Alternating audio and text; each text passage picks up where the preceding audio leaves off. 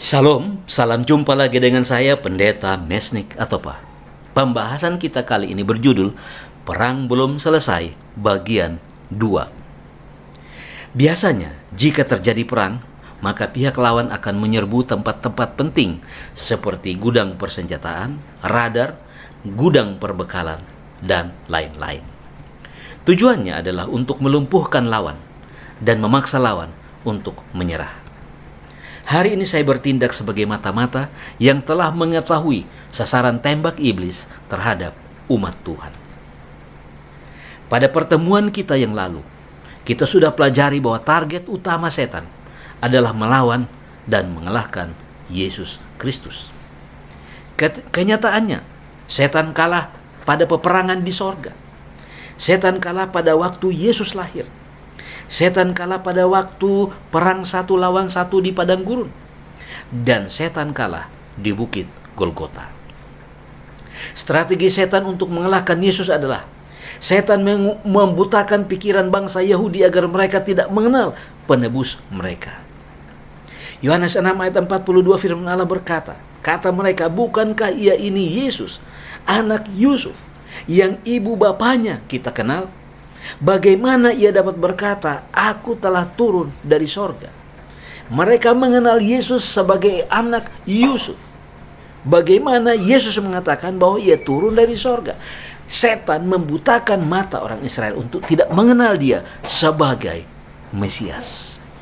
Setan bermaksud bekerja melalui alat-alat manusia di dalam dunia agama, oleh memasukkan pada mereka itu roh permusuhan untuk menentang pahlawan kebenaran.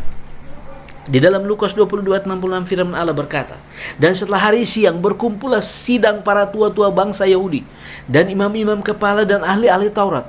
Lalu mereka menghadapkan dia ke mahkamah agama mereka. Pemimpin-pemimpin agama menghadapkan Yesus, memaksa. Setan menggunakan alat-alat agama untuk membuat masyarakat tidak mengenal siapa sesungguhnya Yesus. Yang ketiga adalah orang Israel lah yang menjadi perkakas setan dalam peperangannya melawan juru selamat. Yohanes 11 ayat 48, apabila kita membiarkan dia, maka semua orang akan percaya kepadanya, dan orang-orang Roma akan datang dan akan merampas tempat suci kita serta bangsa kita. Mereka menuduh Yesus sebagai pembawa bencana, pembawa malapetaka, pembawa kesusahan bagi bangsa mereka, bagi diri mereka, dan bagi keturunan mereka. Yang keempat, ia bermaksud memimpin manusia untuk menolak Kristus dan menjadikan hidupnya sepahit-pahitnya agar dapat mengecewakan dia di dalam pekerjaannya. Ellen G. White, Kerinduan Segala Zaman, Jilid 1, pasal 21, halaman 129. Markus 15 ayat 19 firman Allah berkata, mereka memukul kepalanya dengan bulu dan meludahinya dan berlutut menyembahnya. Mereka mau membuat agar Yesus meninggalkan salib. Namun setan gagal, sebab Yesus Kristus adalah pemenang dan bukan hanya menjadi milik orang Yahudi saja, tetapi sudah menjadi milik segala bangsa. Sekali lagi setan gagal, sebab Injil kini bukan milik orang Yahudi saja, tetapi sudah menjadi milik segala bangsa. Keimamatan bukan lagi milik suku Lewi, tetapi keimamatan semua orang percaya. Artinya semua orang memiliki jalan menuju kepada Allah. Yesus Kristus menjadi imam besar bagi segala bangsa. Akses untuk keselamatan manusia menjadi jauh lebih besar. Setan pahami itu semua dengan jelas. Ia tidak mau mati kekal sendirian. Maka setan mengubah strategi dan targetnya. Sekarang targetnya setan diarahkan kepada umat manusia, yaitu kepada saudara dan saya. Saya mau ulangi. Sekarang target setan diarahkan kepada umat manusia, diarahkan kepada saudara, dan diarahkan kepada saya. Itu sebabnya firman Tuhan berkata di dalam Wahyu 12 ayat 9. Dan naga besar itu, si ular tua yang disebut iblis, atau setan yang menyesatkan seluruh dunia, dilemparkan ke bawah. Ia dilemparkan ke bumi bersama-sama dengan malaikat-malaikatnya. Wahyu 12 ayat 12. Firman Allah berkata, karena itu bersukacitalah, hai sorga, dan hai kamu sekalian yang diam di dalamnya. Celakalah kamu, hai bumi dan laut, karena iblis telah turun kepadamu dalam geramnya yang dahsyat, karena ia tahu bahwa waktunya sudah singkat. Bapak, Ibu, jangan lengah. Sadarlah bahwa setan turun ke bumi ini dengan geram yang dahsyat. Setan turun ke bumi ini dengan amarah yang menyala-nyala dan dalam dendam kesumat. Setan mau melampiaskan segala amarahnya. Setan mau melampiaskan segala geramnya, serta melampiaskan dendamnya kepada saudara dan saya. Saudara dapat bayangkan, jika seseorang dendam kepada seseorang, dan ketika ia mau melampiaskan dendamnya, ia mau melampiaskan amarahnya, kalau saja itu gedung itu akan dirobohkan menggunakan alat berat. Apa saja yang ia dapat buat, yang penting musuhnya itu tidak akan ada lagi di tempat itu. Itulah geram yang dahsyat yang dimiliki oleh setan, dan ia tujukan kepada saudara dan saya. Memang setan tidak mampu mengalahkan Yesus Kristus, tetapi ada kemungkinan yang lebih besar untuk mengalahkan saudara dan saya. Amin. Beberapa strategi setan yang akan kita pelajari pada hari ini, di antaranya adalah: yang pertama, tujuan setan menghancurkan lembaga rumah tangga. Jika rumah tangga hancur, maka gereja dengan sendirinya akan hancur. Sebagai contoh, wanita ini digadaikan oleh suaminya sebesar 250 juta rupiah. 250 juta rupiah. Zaman dahulu ketika kita ketahui bahwa ketika kita butuh uang, lalu kita akan menggadaikan sawah kita. Kita akan menggadaikan ladang kita. Kita akan menggadaikan emas atau benda-benda yang bernilai tinggi. Dan tiba pada waktunya kita bisa mengambilnya kembali. Dan barang gadaian itu akan digunakan oleh orang lain. Saudara bayangkan, kalau istri yang digadaikan, istri dipakai oleh orang. Dan pada akhirnya ia mau menebusnya kembali. Tetapi sekarang yang menjadi tidak mau ditebus adalah istrinya. Apa yang terjadi? Hancur rumah tangga. Saya juga mendapat kesempatan untuk mengambil sebuah foto di Medan. Dan foto ini tulisannya, pulang malu, gak pulang rindu, gak pulang dicari-cari, pulang dimarahi. Apa artinya? Inilah dilematis daripada rumah tangga itu. Bapak tukang ojek motor ini menuliskan isi hatinya bahwa dia sendiri memiliki dilema untuk pulang ke rumah, tapi ketika dia tidak pulang dia merindu. Dan ini adalah masalah bagi banyak orang, walaupun tidak ditunjukkan. Itu sebabnya di dalam Markus 3:25 firman Allah berkata, dan jika suatu rumah tangga terpecah-pecah, rumah tangga itu tidak dapat bertahan. Meskipun Yesus tidak sedang berbicara tentang rumah tangga secara khusus pada ayat ini, namun Yesus menekankan sebuah prinsip.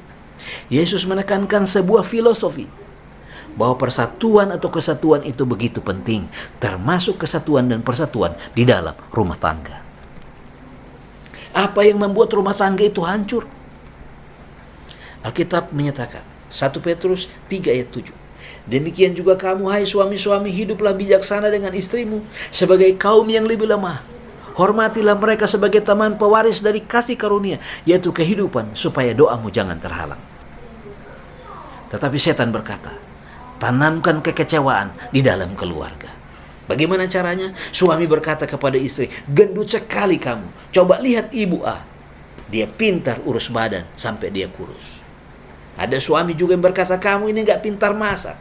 Coba lihat ibu B, masakannya enak, dan lain-lain. Saudara-saudara, setan tahu. Dia katakan, percantik semua model yang muncul di majalah, muncul di TV, sehingga para suami merasa kecantikan lahiriah lebih penting, sehingga mereka merasa kecewa dengan penampilan istri sendiri. Karena istri barangkali tinggal di rumah seharian, ketika suami pergi bekerja, ketika pulang istri belum sempat lagi mandi, belum sempat lagi ganti baju, masih bau pesing, rumah juga berantakan. Akhirnya ia kecewa dengan penampilan istrinya sendiri. Tujuannya adalah supaya mempercepat keluarga tersebut berantakan, buat mereka sakit kepala juga. Begitu keluarga mereka terpecah, maka kesibukan menjadi tempat pelarian. Setan katakan, buat mereka sibuk, Usahakanlah ibu-ibu rumah tangga bekerja lebih lama, buat mereka tidak punya waktu luang buat anak mereka. Buat para istri kelelahan sehingga tidak ada waktu romantis dengan suaminya. Usahakan juga agar para suami bekerja 7 hari, bila perlu 8 hari dalam 1 minggu. Bekerja 10-12 jam sehari, sehingga mereka tidak sempat berkomunikasi dengan istri dan anak-anak mereka. Sehingga mereka tidak tahu apa yang sedang terjadi di dalam rumah tangga. Mereka berpikir mereka sedang bekerja untuk rumah tangga. Ternyata rumah tangga menuju kepada kehancuran. Jika mereka tidak bisa saling memberikan kasih sayang layaknya suami istri, maka mereka akan berpaling ke orang lain, alias selingkuh. Yang kedua adalah, uang adalah faktor penting dalam kehidupan manusia. Alkitab menyatakan 1 Timotius 6 ayat 10, karena akar segala kejahatan ialah cinta uang. Sebab oleh memburu uanglah beberapa orang telah menyimpang dari iman dan menyiksa dirinya dengan berbagai duka. Uang itu penting dalam kehidupan manusia. Namun uang bukan satu-satunya sumber kebahagiaan. Setan menyatakan, pokoknya bikin mereka sibuk terus. Terutama sibuk mencari uang dan mengumpulkan uang. Buat mereka terus khawatir akan hari depannya, supaya mereka menjadi sakit dan melakukan bermacam-macam dosa dengan bebas dan kreatif. Bapak, Ibu, Saudara-saudara sekalian, saudara boleh melihat di sekitar Anda. Dosa dilakukan dengan kreatif, sehingga dosa itu sudah tidak kelihatan lagi dosa. Contohnya, persinahan justru disebut selingkuh. Itu sebabnya ada sebutan yang menyatakan bahwa selingkuh itu nikmat. Saya coba merenung, uang yang kita cari habis untuk ongkos bus, ongkos kereta api, bayar listrik, bayar air, beli pulsa, bayar pajak kendaraan, bayar pajak bumi dan bangunan, uang kuliah, uang jaga malam, uang sampah. Sampai-sampai demi uang kita langgar juga kesucian rumah tangga dan kesucian sahabat. Pada akhirnya uang yang kita tabung ada dalam jumlah yang banyak. Ketika kita istirahat di dalam Tuhan, uang itu seringkali hanya menjadi bahan keributan, bahan perkelahian, bisa jadi terjadi pembunuhan bagi anak dan cucu kita. Yang ketiga adalah setan menyatakan isi pikiran mereka dengan janji-janji palsu. Penuhi pikiran mereka dengan berita selama 24 jam. Pasang billboard, iklan di sepanjang jalan agar mereka terbaca pada saat berkendaraan. Banjiri kotak suratnya dengan katalog barang, promosi barang, undian dan segala macam penawaran. Barang gratis dengan janji palsu. Saudaraku, pada satu sore, hari Minggu, saya di HP saya berdering. Saya angkat dan ada orang di sebelah sana mengatakan, "Oh Bapak, selamat karena Bapak dapat hadiah." Hadiah apa?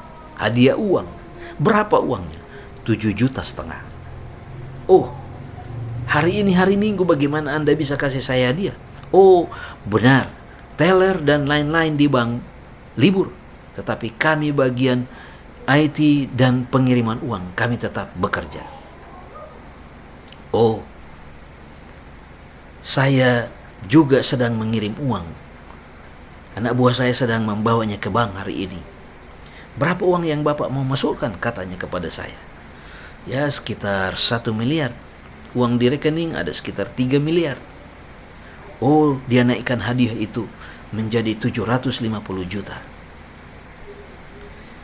Apa rupanya sehingga dia naikkan? Ternyata cara mencurinya adalah ketika kita menyebut 750 juta, maka uang kita itu akan berpindah 750 juta. Sehingga pada waktu saya mengatakan 750 juta, dia bilang, "Pak, kurang kuat. Kuatkan sedikit lagi." Rupanya mesinnya tidak dapat menangkap suara saya. Bukan hanya tidak menangkap, memang tidak ada uangnya. Penipu kena tipu. Seorang perempuan yang berkulit hitam katakan kepada bapaknya, "Pak, 2 minggu lagi saya akan putih." Kenapa? Tanya bapaknya. Karena saya pakai bedak pemutih. Ditunggu bertahun-tahun tetap hitam. Janji palsu dari iklan termakam oleh umat Tuhan. Pernahkah Anda dapat pesan lewat WhatsApp bahwa Anda dapat hadiah mobil? Lalu Anda diminta untuk mengirimkan sejumlah uang, dan setelah Anda kirim uang, mobil itu tak kunjung datang? Ceritanya mau buat kejutan untuk istri, dapat mobil hadiah dari WhatsApp. Ternyata karena tipu, akhirnya jadi bahan perkelahian dan perceraian. Yang kedua adalah doktrin gereja dikaburkan. Pada pidato pembukaannya di rapat setan-setan, pemimpin setan berkata, kita tidak mungkin menjauhkan umat Kristiani dari gereja. Setan akui bahwa mereka tidak bisa mencegah orang Kristen berhubungan dengan juru selamat. Setan katakan sekali lagi orang Kristen memperoleh kontak dengan Yesus, maka kekuasaan kita ini akan hancur. Maka strategi selanjutnya adalah jauhkan mereka dari juru selamat. Bagaimana caranya? Berikan Mesias palsu. Dalam Matius 24 ayat 24. Sebab Mesias palsu dan nabi-nabi palsu akan muncul, dan mereka akan mengadakan tanda-tanda yang dahsyat dan mujizat-mujizat, sehingga sekiranya mungkin mereka menyesatkan orang pilihan juga. Saudara-saudara, ada pengalaman beberapa tahun yang lalu. Ada seorang pengkhotbah yang sangat terkenal mau datang ke satu kota. Kebetulan salah satu pendeta kita adalah panitia. Dia meminta supaya dia dijemput dengan mobil Fortuner 7 buah, tapi semuanya warna hitam. Dia menggunakan jubah hitam, kecuali berkhotbah menggunakan jubah putih, tapi selanjutnya jubah hitam. Ia bisa membuat orang terjatuh, pingsan. Ia bisa membuat orang bangun kembali. 2 Korintus 11 ayat 14, hal itu tidak usah mengherankan, sebab iblis pun menyamar sebagai malaikat terang. Ayat 15, jadi bukanlah suatu hal yang ganjil jika pelayan-pelayannya menyamar sebagai pelayan-pelayan kebenaran. Kesudahan mereka akan setimpal dengan perbuatan mereka. Yesus sendiri berjanji bahwa ia akan datang kembali. Ada film anak-anak yang mengajarkan bahwa ada serangan dari makhluk luar angkasa untuk menghancurkan bumi ini. Jadi bumi ini harus dipertahankan. Maka kita harus melawan serangan makhluk luar angkasa itu. Film ini menanamkan dalam pikiran anak-anak kita bahwa semua yang datang dari luar angkasa adalah lawan kita. Sementara kedatangan Yesus yang kedua kali berada di angkasa, setan katakan jangan percaya akan kedatangan Yesus. Sekalipun yang datang itu adalah Yesus, serang, sebab ia mau menghancurkan bumi ini. Ia mau menghancurkan tempat tinggal kita. Mari kita lawan. Itu sebabnya pada kedatangan Yesus yang ketiga kali, setan dilepaskan dari penjaranya. Maka ia bersama dengan para pengikutnya berperang untuk merebut kota suci itu. Saat itulah setan dan pengikutnya akan dibinasakan untuk selamanya. Alkitab menyatakan Mazmur 119 ayat 105, firman-Mu itu pelita bagi kakiku dan terang bagi jalanku. Alkitab menyatakan juga di dalam Yohanes 17 ayat 17, kuduskanlah mereka dalam kebenaran, firman-Mu adalah kebenaran. Tetapi setan mengatakan kaburkan ajaran Alkitab. Setan tidak bisa mencegah mereka, orang-orang Kristen, membaca Alkitab dan mengetahui kebenarannya. Setan katakan, berikan kepada mereka Sinterklas, agar para orang tua tidak memahami dan tidak sempat menerangkan arti Natal yang sebenarnya kepada anak-anaknya. Sinterklas yang dieluk-elukkan sebagai pahlawan kebaikan, bukan lagi Yesus. Anda mungkin pernah dengar cerita tentang anak yatim yang ingin mendapatkan sepatu di hari Natal, sehingga ia meminta sepatu dari Sinterklas. Ia menulis kepada Sinterklas, dan Sinterklas memberikan kepadanya sepatu. Orang tidak percaya lagi kepada Yesus sebagai pemberi, tetapi Sinterklas sebagai pemberi. Saya mengingat sebuah cerita klasik yang mungkin Anda juga sudah ketahui, bahwa pada suatu saat ada seorang ateis bertemu dengan seorang ibu Kristen yang sejati. Ia katakan kepada ibu Kristen itu, mintalah roti kepada Tuhan. Kemudian ibu Kristen yang sejati ini berdoa kepada Tuhan untuk meminta roti. Setelah amin, Ateis ini berkata kepada ibu itu, "Mana roti?" Rotinya tidak ada. Kemudian ia berkata, "Mintalah kepadaku, maka aku akan memberikan roti kepadamu." Kemudian ibu itu meminta roti kepada ateis tersebut. Dan ateis itu memberikan roti kepadanya. Lalu ateis itu membandingkan dan mengatakan, "Tuhanmu tidak sanggup memberikan roti kepadamu, tetapi aku sanggup memberikan roti kepadamu." Ibu Kristen yang sejati ini tidak kehabisan akal. Ia berkata, "Tuhan saya dapat memberikan roti dengan cara apapun, termasuk menggunakan ateis untuk memberikan roti kepada saya. Yesus haruslah pemberi utama. Yesuslah yang harus ditinggikan, bukan Sinterklas ataupun ateis." Bahayanya adalah anak-anak tidak akan minta tolong lagi kepada Yesus, tetapi mereka akan minta tolong kepada Sinterklas. Artinya kita tidak perlu lagi Yesus. Yesus itu tidak ada. Yang ada adalah Sinterklas.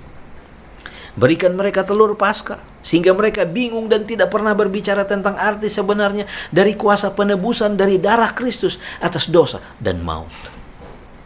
Tidak ada ayat yang berbunyi telur Paskah kita sudah direbus. Yang ada adalah sebab anak domba Paskah kita juga telah disembelih, yaitu Kristus. 1 Korintus 5 ayat 7. Alkitab menyatakan Roma 12 ayat 9, "Hendaklah kasih itu jangan pura-pura. Jauhilah yang jahat dan lakukanlah yang baik." Setan berkata, buat mereka pura-pura.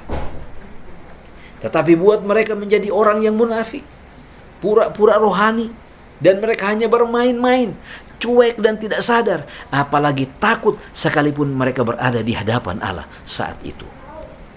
Saudara-saudaraku, firman Allah berkata di dalam Habakuk 2 ayat 20, "Tetapi Tuhan ada di dalam bait-Nya yang kudus.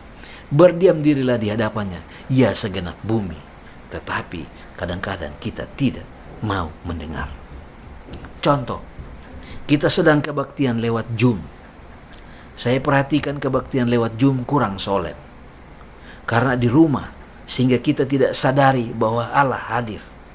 Ada yang sambil makan, ada yang sedang menggunakan HP, ada yang menggunakan baju yang bukan gereja, ada yang menggunakan celana pendek, dan lain-lain. Sementara ada acara ibadah yang resmi. Yang berikut setan berkata, buat mereka saling mengecewakan.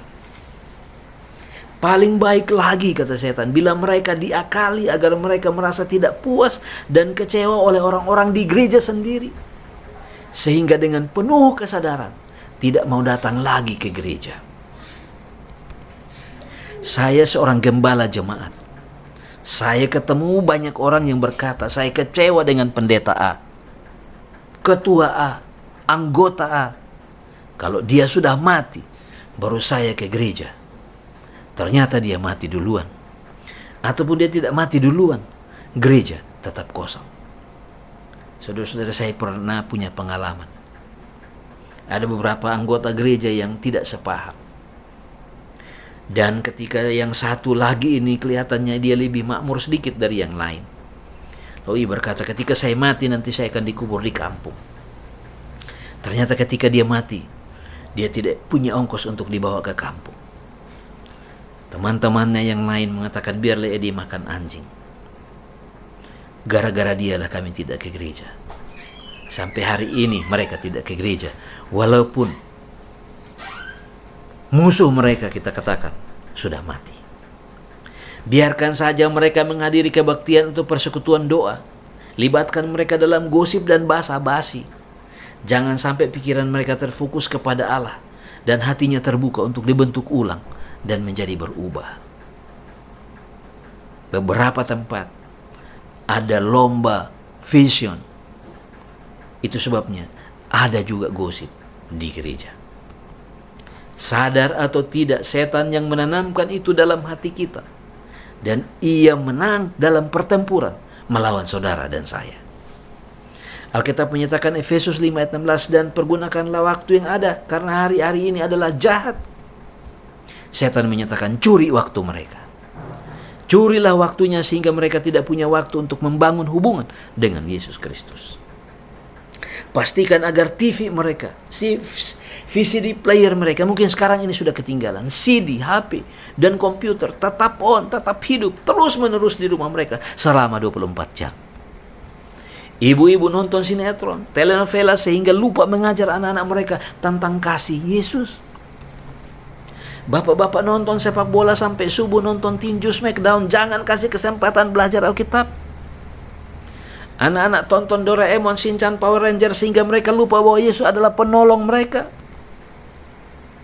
Ada seorang ibu yang menyetir membawa 2 orang anaknya yang masih kecil di jok belakang. Karena ibunya mau menabrak mobil lain, lalu ia berteriak, "Jesus help!" Anak-anaknya berteriak dari belakang, "Spider-Man help! Not Jesus!" Anak-anak sekarang tidak mengenal lagi Yesus sebagai penolong mereka, tetapi Spider-Man, bisa juga Power Rangers, dan lain sebagainya. Tergantung film apa yang ditontonnya. Saudara-saudaraku, setan-setan ini serentak berseru, "Ini pasti berhasil. Ini pasti berhasil." Pelajaran bagi kita, tujuan setan adalah kita tidak mengenal Yesus secara pribadi. Kita tidak punya hubungan pribadi dengan Yesus Kristus. Kita tidak mengenal Yesus sebagai juru selamat. Tujuan Yesus adalah karena begitu besar kasih Allah akan dunia ini, sehingga ia telah mengurniakan anaknya yang tunggal, supaya setiap orang yang percaya kepadanya tidak binasa, melainkan beroleh hidup yang kekal. Lukas 19 ayat 10 firman Allah berkata, "Sebab anak manusia datang untuk mencari dan menyelamatkan yang hilang." Yohanes 10 ayat 11 firman Allah berkata, "Akulah gembala yang baik. Gembala yang baik memberikan nyawanya bagi domba-dombanya." Yohanes 15 ayat 13, "Tidak ada kasih yang lebih besar daripada kasih seorang yang berikan nyawanya untuk sahabat-sahabatnya." Wahyu 3 ayat 20, "Lihat aku berdiri di muka pintu dan mengetok. Jikalau ada orang yang mendengar suaraku dan membukakan pintu, aku akan masuk mendapatkannya, dan aku akan makan bersama-sama dengan dia, dan dia bersama-sama dengan aku."